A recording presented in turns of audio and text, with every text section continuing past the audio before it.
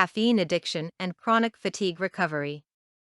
In spite of being a constituent in products commonly used for energy, caffeine overstimulates the adrenal glands, which only causes the illusion of an increase in energy due to increasing the hormone adrenaline. Over time, excessive use of caffeinated substances will cause an adrenal addiction, and the glands will produce less adrenaline naturally until they no longer produce at all, which will lead to permanent fatigue since the adrenals are not known to regenerate. Those addicted to caffeine are on a dangerous downhill slope and need to take decisive action because it will only get harder to recover later. Naturally, with everyone having to run around as a human doing rather than as a human being just to make ends meet in society today, the last thing most people have the energy for is to break a habit. Breaking habits definitely requires substantially more energy to overcome them than it does to maintain the habit, but almost all of this is mental, a purely mental battle where one generally surrenders to routines rather than muster the strength or courage to break through to a new level. Mental fatigue is becoming more commonplace, and it is a huge factor in the overall energy of the body itself, so even thoughts about change that will require more energy can be tiresome for an individual with chronic fatigue syndrome. The general response to the thought of quitting caffeine is that it is needed for energy, however admittedly dysfunctional that may be, and it would be too difficult to survive the day without it. So, it is actually the crystallized fear of fatigue that encodes the belief that one cannot overcome it or do without it. However, there is a way to overcome fatigue, particularly chronic fatigue, while recovering from long-term caffeine addiction. Effective caffeine elimination should be done gradually if it is to be a smooth transition without putting the body into shock. A common side effect of strict elimination after extended periods of use is headaches from caffeine withdrawal, which is also a clear sign of the addiction in the body. Generally, a gradual period over a month or two is a reasonable goal to set for complete transition away from caffeinated substances. The most common culprits for caffeine intake are coffee, tea, excluding herbal teas, sodas, and chocolate, which are not usually issues if enjoyed in moderation.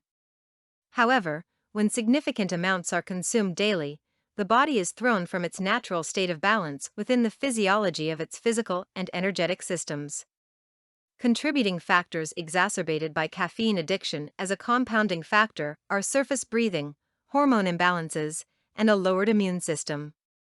Concentration on these three main areas while weaning off of caffeine can make the transition much smoother for most people. Treatment of a condition is often formulaic, targeting the combination of root stresses responsible for its existence. Surface breathing is how most people breathe, which is too shallow, and changing breathing patterns requires a conscious effort. It is well worth the discipline to breathe deeply and efficiently because deeper breath oxygenates the blood more completely and facilitates the removal of toxins from the bloodstream. Increased oxygenation is a major factor that improves all of the bodily systems, organs, and vital forces necessary for fully functioning holistic health. Hormone imbalances in the thyroid, pineal, and pituitary glands can be contributing factors in fatigue-related issues.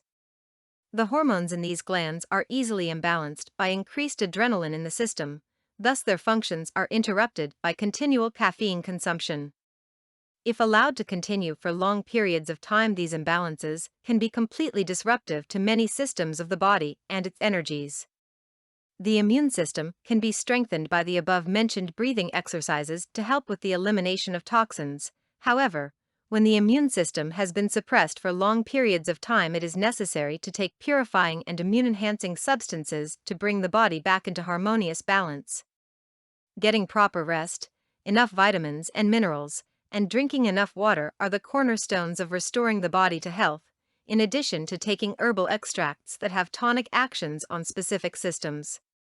While herbal extracts are a part of maintaining a healthy lifestyle within alternative medicine, they should never be used to the exclusion of qualified care from a licensed physician.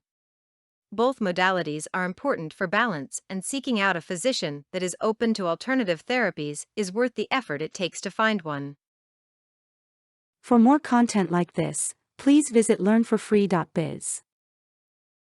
Content produced and distributed by AllSuperInfo. All rights reserved. Discover the proven formula for automated sales and success that you can apply to your business in under 30 minutes. Reserve your seat at allsupport.info/webinar.